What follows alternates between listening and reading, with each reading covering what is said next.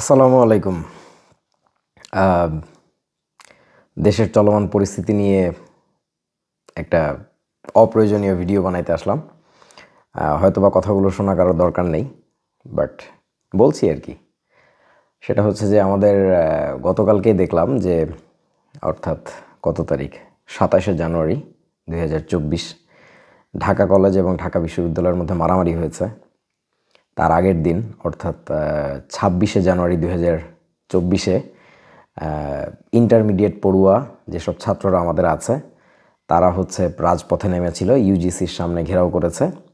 বেশ কয়েকজন সাহসী অনলাইন শিক্ষকেরাও সাপোর্ট দিয়েছে, অর্থাৎ যারা আমার মতো, আমার চেয়ে অনেক বেশি দক্ষ, যোগ্য বা সাহসী।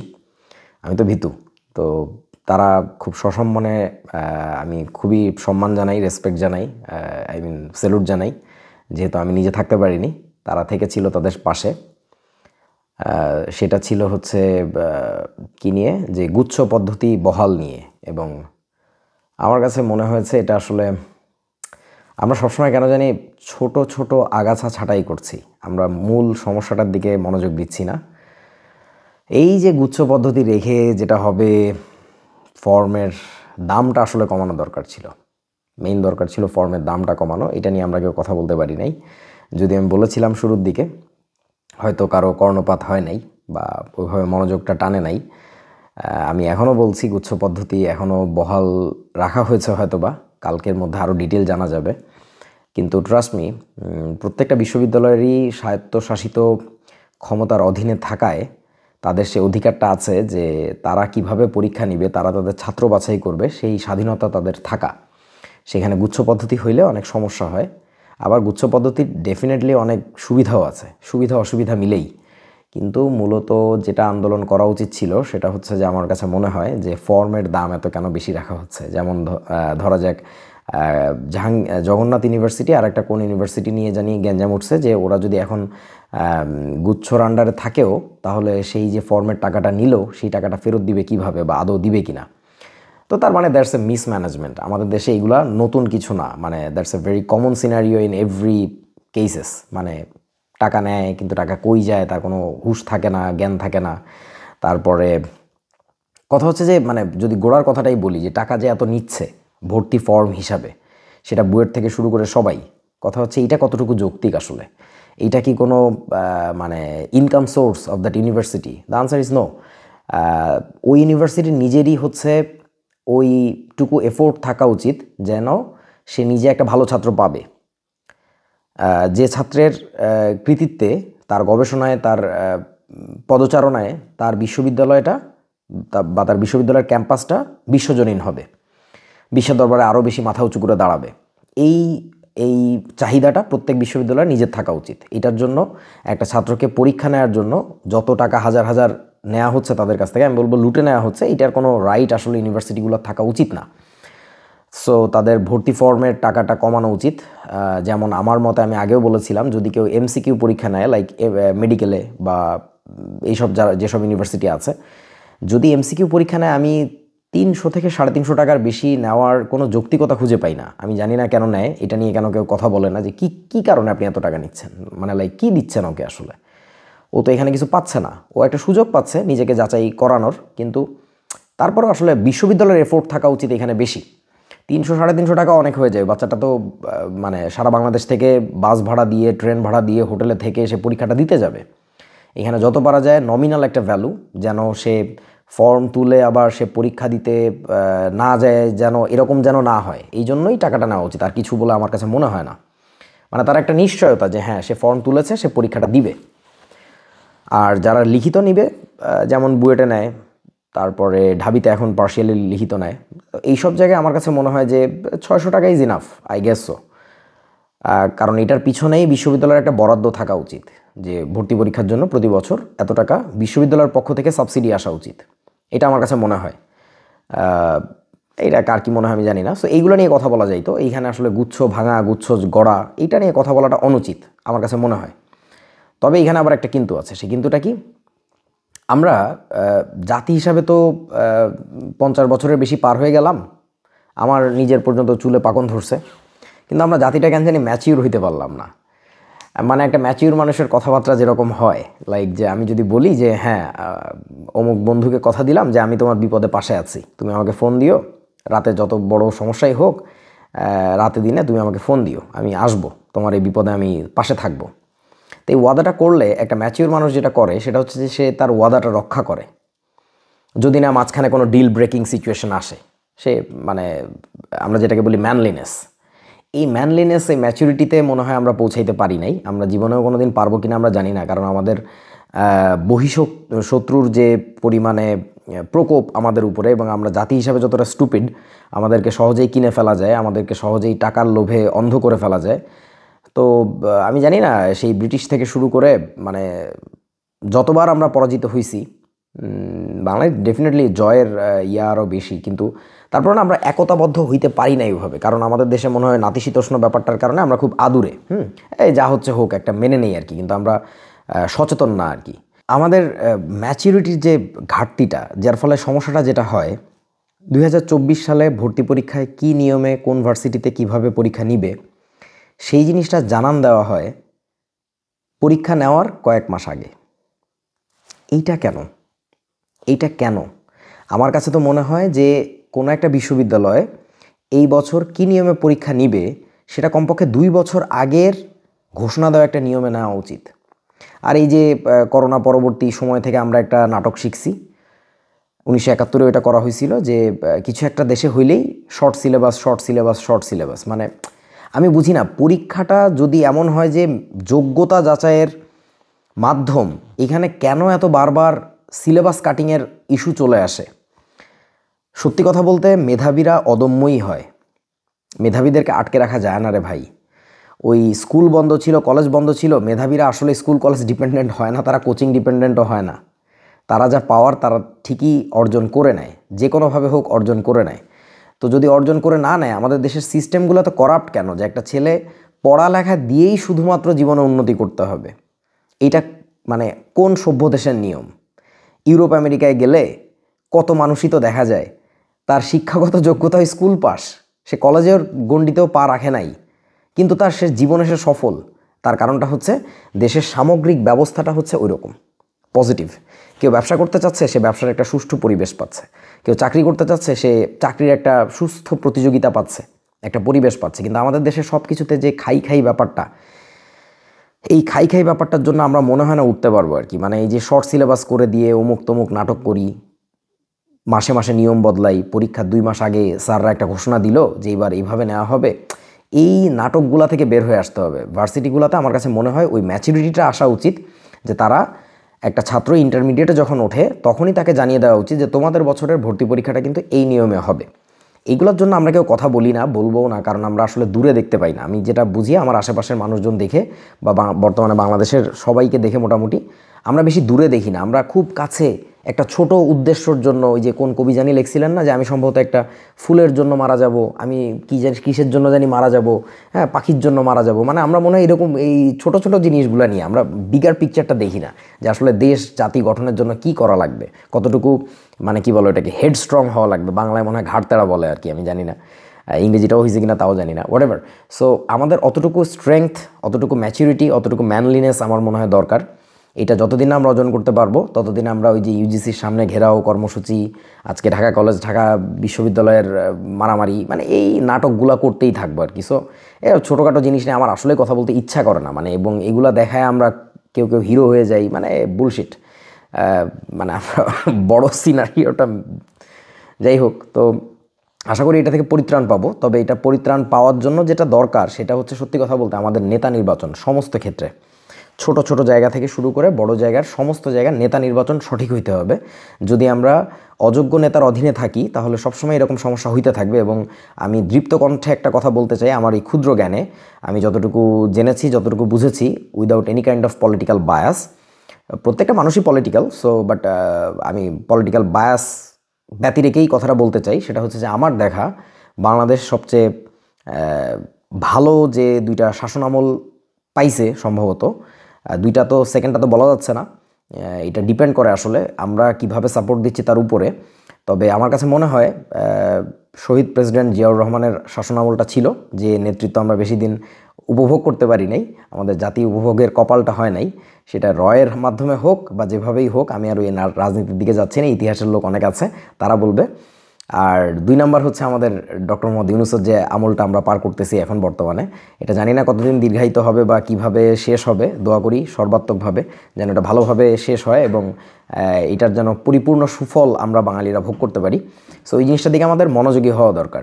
এই সরকার যদি ভালো কিছু করতে চায় তাদেরকে সেটা করতে দেওয়ার সুযোগ দেওয়া উচিত। আমাদের হম্বিতম্বি হাউ মাউ খাও এগুলোর কারণে না তাদের কাজ ক্ষতিগ্রস্ত বাধাগ্রস্ত হয়। আমি একটা অফিস চালাচ্ছি, সেই অফিসে আমি কি কাজ করব কি করব না এটার জন্য তো আমার অনেক বড় একটা ভিশন অ্যাম্বিশন নিয়ে সামনের দিকে আগাইতে হবে। সেই সময় যদি আমার অফিসের পিয়ন দারোয়ান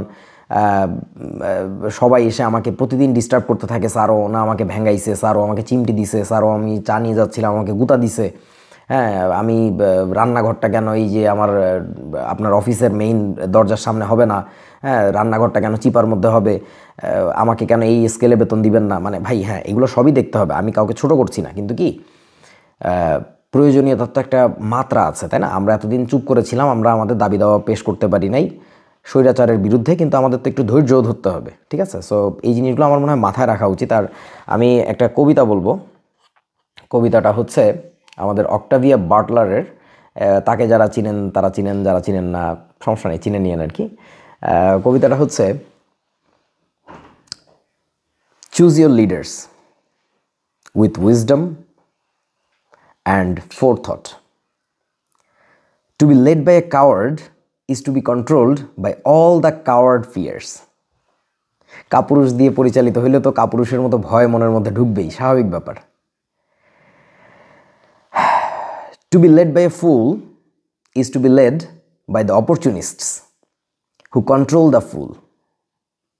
Opportunists মানে তো বুঝি সুযোগ সন্ধানী। আমরা যদি একটা বোকা দিয়ে নিয়ন্ত্রিত হই, বোকা আমাদের নেতা থাকে, তাহলে তো আমাদেরকে সুযোগ সন্ধানীরা নিয়ন্ত্রণ করবে, এটা তো স্বাভাবিক ব্যাপার। To be led by a thief is to offer up your most precious treasures to be stolen. তোমার সবচেয়ে দামি যে ট্রেজার, মানে বাংলায় কি বলে, গুপ্তধন, বা তোমার যে সম্পদ স্রষ্টা তোমাকে দিছে, তোমার যে ক্যাপাবিলিটি, সেই জিনিসটা we are just offering up to the thieves, যে চুরি করে নিয়ে যাবে। যেমন আমাদের দেশে দেখা যায় না, একটা ভালো কোনো ইন্টেলেকচুয়াল প্রপার্টি, লাইক আমি একটা বই লিখলাম, আমি একটা গান গাইলাম, আমার কোনো কিছুর কপিরাইট আমার নাই, সো আমি বই লিখছি, সেটা চুরি করে 1000টা কপি বিলি হয়ে যাচ্ছে। কয়েকদিন আগে মনে হয় দেখছিলাম যে ওই যে একটা বিখ্যাত বই জুবায়ার্স জিকে, সম্ভবত, আমি নিজে যদিও আর্টসের ছাত্র না, বাট এই জিনিসটা যারা পড়ে রাস্তাঘাটে বেরোইলেই দেখা যায়, সারা বাংলাদেশ চিনে। আমি জানি না বইটা ভালো কি মন্দ, আমি তার মার্কেটিং করতেছি না, বাট এই রকম বিখ্যাত একটা বইও নাকি লক্ষ লক্ষ বা তারও বেশি কপি কোনো একজন ভদ্রলোক সে নাকি কপি পেস্ট করে পুরো একেবারে অরিজিনাল বইয়ের মাস্টার কপি বানায় সেল করতেছে কয়েক বছর ধরে, শত শত কোটি টাকার ব্যবসা। তাকে তো পুলিশ যে ধরে নাই, তাকে ওই জুবায়ার্স জিকের যে রাইটার, আমি একটা টেলিভিশনের নিউজে দেখলাম, সেই রাইটার নিজে যে মানে তদন্ত করে বের করছে। তো এই তদন্তের কাজটা তো পুলিশও করতে পারতো, বাট এটা তাদেরই দায়িত্ব ছিল, তারা করে নাই, because they are getting paid every month you know on a certain scale. So তার আর এইটা নিয়ে হম্বিতম্বি করার দরকারটা কি? আমি পুলিশ নিয়ে আরও একটা কথা বলছি একটু পরে। Anyway, so let's get back to the poem. To be led by a thief, it is to offer up your most precious treasures to be stolen. To be led by a liar is to ask to be told lies. দেখেছি না আমরা, মিথ্যুক যখন আমাদের দেশ চালাবে, আমাদেরকে নিয়ন্ত্রণ করবে, তখন আমাদেরকে মিথ্যা বলার জন্য বলা হবে, আমাদেরকে কোর্টে মিথ্যা সাক্ষী দেওয়া হবে বা দেওয়ানোর জন্য বাধ্য করা হবে, সব জায়গাতে মিথ্যা। To be led by a tyrant is to sell yourself and those you love into slavery. তুমি যদি একটা শোষক, টাইরান্ট, তার দ্বারা পরিচালিত হও, সে যদি তোমার নেতা হয়, তাহলে তুমি সহ তুমি যাদেরকে ভালোবাসো, অর্থাৎ তোমার পরিবার পরিজন বন্ধুবান্ধব, সব কিছুকে একটা দাসত্বের দিকে তুমি ঠেলে দিচ্ছ। So why don't we choose hour leaders wisely with wisdom and with four thought, আগে থেকে চিন্তা করে। সো এই নেতৃত্বের কথা বলতে যে আমি লাস্ট একটা টপিক টানবো, সেটা হচ্ছে যে, ও তার আগে আমি পুলিশের ব্যাপারটা বলি। আমি এখন ঢাকার বাইরে একটা জায়গায় আছি, আমার বাস একটু পরে রাত 1:40-এ, এখন বাজতেছে 12:52, অর্থাৎ আমি আর মোটামুটি 8 মিনিট পরে এখান থেকে বের হব। তো আমি এখান থেকে যাওয়ার সময় এই এলাকায় কিছু স্বেচ্ছাসেবী মোটরসাইকেল সার্ভিস দেয়, মোটরসাইকেল রাইডিং সার্ভিস দেয়, মানে কোনো অ্যাপ দ্বারা নিয়ন্ত্রিত না, ওনারা পরিচিত এই এলাকায়, বছর 10 ধরে ওনারা এই সার্ভিসটা দিচ্ছেন। তার মানে বাংলাদেশে যখন উবার পাঠাও আসে নাই তারও আগে থেকে। সেটা হচ্ছে কি, এলাকার মানুষজন ফোন দিলে ওনারা চলে আসেন, ওনারা ওই সার্ভিসটা দেন, কোথায় যেতে চায়, মানে ট্রাস্টেড। সো আমি ওনাদের কয়েকজনের সাথে পরিচিত হয়ে গেছি, যেহেতু আমার এখানে মোটামুটি প্রতি সপ্তাহে আসা লাগে, এত রাতে বের হওয়া লাগে। তো গত সপ্তাহে আমি যাওয়ার সময় যেটা জানলাম সেটা হচ্ছে যে, বললাম যে ভাই কী ব্যাপার, আপনি আজকে আসতে চাচ্ছিলেন না কেন রাতে 1টার সময়? বলে যে না ভাই, আমাদেরকে নিষেধ করছে। আমি বললাম যে কে নিষেধ করবে আপনাদেরকে, আপনারা তো ফ্রিল্যান্স। বললো যে না, সেদিন আমাদের মিটিং হয়েছিল একটা থানার ওসির সাথে, ওসি বা সামথিং লাইক দ্যাট, থানার কর্তব্যরত কেউ একজন, সে নিষেধ করছে যে দেশের পরিস্থিতি এখন ভালো না, আপনারা বেশি রাতে বাইরে থাকেন না। তো আমি শুনে হেসে দিলাম। আমি বললাম যে দেশের পরিস্থিতি ভালো না, আপনারা বেশি রাতে বাইরে থাকেন না, হোয়াট ডাজ দ্যাট মিন? এই এলাকায় তো মানুষ ব্যবসা বাণিজ্য, চাকরি বাকরি, বিভিন্ন সার্ভিস দেওয়ার জন্য তো রাতের বেলা দিনের বেলা আসে। আপনারাই ছিলেন ভরসার জায়গা, যারা তাদেরকে নিরাপদে তাদের গন্তব্যে পৌঁছে দিত। তো আপনাদেরকে যদি বলে যে আপনারা বাসা থেকে আর বের হয়েন না, রাতের বেলা সার্ভিসটা দিয়েন না, তাহলে ওই লোকগুলোকে কি পুলিশের সে ঊর্ধ্বতন কর্মকর্তা খারাপ সিচুয়েশনের মধ্যে ফেলে রেখেই জাস্ট আপনাকে সাইডে চলে আসতে বললো? মানে অদ্ভুত একটা ব্যাপার না? এইখানে তো বরং তার উল্টাটা বলার কথা ছিল, যে আপনি আপনার সার্ভিস দিতে থাকেন, because you are doing a great job, যত রাতে হোক আপনার প্রয়োজনে লাগলে আপনার পাশে আমি আসি। That was suppose to be. মানে আমি জানি না, আমি এটা বললাম ওনাকে, উনি বলে যে ভাই আপনার কি মনে হয়, উনি মোটরসাইকেল চালাতে চালাতে আমাদেরকে পিছন ফিরে তাকায় কথা বললেন, বলে যে আপনার কি মনে হয় না যে আমরা এগুলো বলছি? বললাম যে তারপর কি বলে? বলে যে ওইটা তো আপনার দেখার দরকার নেই, সেই লোকের কি হইলো, তাদের রাতের বেলা কোথায় কে ধরলো না ধরলো, এগুলো আপনাদের দেখার দরকার নেই, তবে শুনে রাখেন আপনাদের কিছু হইলে কিন্তু আমরা যেতে পারবো না। কেন? দেশের পরিস্থিতি ভালো না। এই টাইপের যে দায়িত্বকাণ্ড জ্ঞানহীন কথা, এটা নট দ্যাট যে আজকে আমার কাছ থেকে আপনি প্রথম শুনতেছেন। এই টাইপের কথাবার্তা আমাদের দেশের সরকারি এমন কোনো অফিস নাই সম্ভবত, 2-1টা বাদে, একেবারে হাতে গুনে 2-1টা বাদে, যেখানে এই টাইপের কথাবার্তা এই টোনে বলা হয় না। কেন? বিকজ ওই যে আমাদের ভালো কাজ করলো বা নিজে থেকে দায়িত্ব নিয়ে আগ বাড়িয়ে কোনো একটা সার্ভিস দিল, এইটার ফলে অ্যাপ্রিসিয়েশনটা হয় না। ওই রকম নেতৃত্বের কাঠামো আমাদের ছিল না। আমাদের ছিল খুবই ফর্মাল একটা বই খাতাপত্র। সেই বই খাতাপত্রে লেখা কতগুলো নিয়ম আছে যে তুমি এই করলে তুমি প্রমোশন পাবা, ওই করলে এত টাকা বৃদ্ধি হবে, এই করলে এই হবে, এর বাইরে কিছু নাই। Because we are led by stupids, যারা নিজেরাও ওই যে বড় বড় চাকরিতে বসছে, ওই বড় বড় পদে বসছে কীভাবে? ওই কতগুলো বাধা ধরা পরীক্ষা দিয়ে। বাট আমি বলতে চাচ্ছি যে একটু মেধার স্ফুরণ, আমি চাচ্ছি যে একটু মানবিকতার ছোঁয়া। মানে আমি জানি না, এটা maybe I am talking like dreamer, but trust me, I am not the only one. এবং এইটার স্ফুরণ কোনো না কোনো একদিন ইনশাল্লাহ হবে, এই বাংলাদেশেই হবে, আমি বেঁচে থাকতে হোক বা না হোক।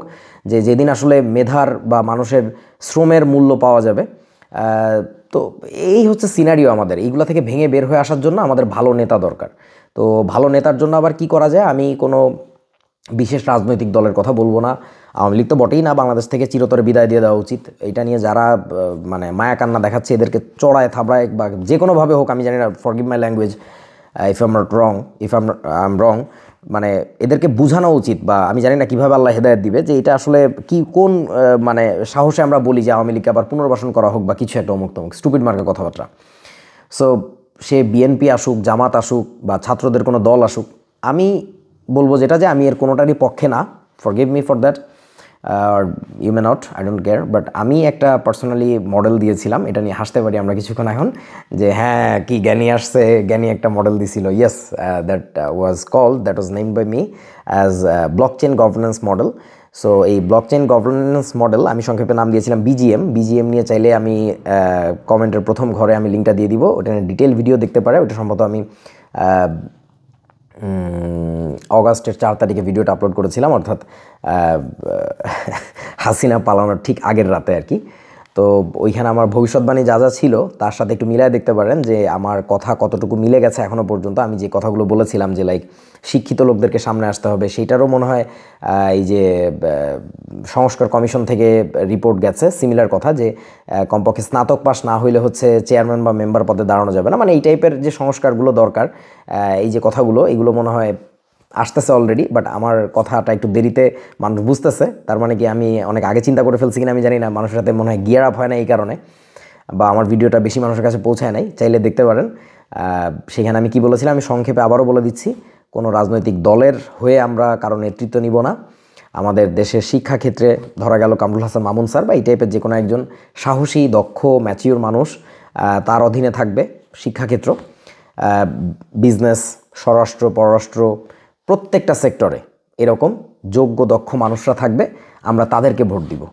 তার কোনো দল নিয়ে এসে ক্ষমতায় আসতে পারবে না, নইলে কিন্তু সবসময়ই হবে। যেমন আমি এখন যেখানে আছি, আচ্ছা বলে দিচ্ছি, এটা হচ্ছে এইখানে কলেজ মোড়ে, আজকেও সেইখানেও আজকে বিএনপির দুই দলের মধ্যে একই দাও নিয়ে কোপাকুপি মারামারি লেগে গেছে। তো এইটা হবে, এটা অনিবার্য, এটা অনিবার্য। মানে এটা বাংলাদেশের যে মাইন্ডসেটটা তৈরি হয়ে গেছে এত বছর ধরে, হ্যাঁ, মানে এখানে আসলে ওই এক দল আর এক দলকে কোপাবে, এক দল আর এক দলকে হম্বিতম্বি করবে, হুমকি ধামকি দিবে যে এই তুই জানোস আমি কেডা, আমি তো অমুক, অমুক বড় ভাই আছে, তমুক আছে। তো এইগুলা থেকে বের হয়ে আসার একমাত্র উপায় আমার কাছে মনে হয় যেটা, যে আগামী কমপক্ষে 6 থেকে 8 বছর বা 10 বছর, as even that can be taken as a trial, আমি জানি না, মানে বিজিএম মডেলে চলা উচিত, মানে ব্লকচেন গভর্নেন্স মডেলে, যেখানে আসলে কোনো দলের কর্তৃত্ব নাই, সেখানে আসলে প্রত্যেকটা ব্যক্তি তার নিজের কি বলে ওটাকে, অ্যাম্বাসেডর, লাইক নিজের বলতে নিজের কৃতকর্ম, তোমার কৃতকর্মই তোমার ambassador. If you do good works you will be in position, if you not, get out, tata. So that's it. আমি ভিডিওর প্রথম কমেন্টের ঘরে আমি সেই পুরাতন ভিডিওটার লিঙ্ক দিয়ে দিচ্ছি, যদি কেউ চান, যদি কারো হাতে সময় থাকে এই ফালতু ভিডিওটা দেখার পরে ওইটাও দেখেন, কাজে লাগবে হয়তো, বা কোনো এক সময় বুঝবেন যে হ্যাঁ, কথাগুলো অনেক আগেই বলা হয়েছিল, আমরা মানি নাই, আমরা শুনি নাই, হয়তো বা পাত্তা দেই নাই, বাট এখন সম্ভবত কাজে লাগছে। সো রাজপথে আমরা ছোট ছোট টুকরি টুকরি নিয়ে আমরা এগুলো না করে আমরা একটু বড় দিনের আশা করি, বড় দিনের চিন্তা করি, কারণ আমরা যথেষ্ট ম্যাচিউর কাজ করার কথা by this time, I don't know. So thank you everyone, tata, আল্লাহ হাফিজ।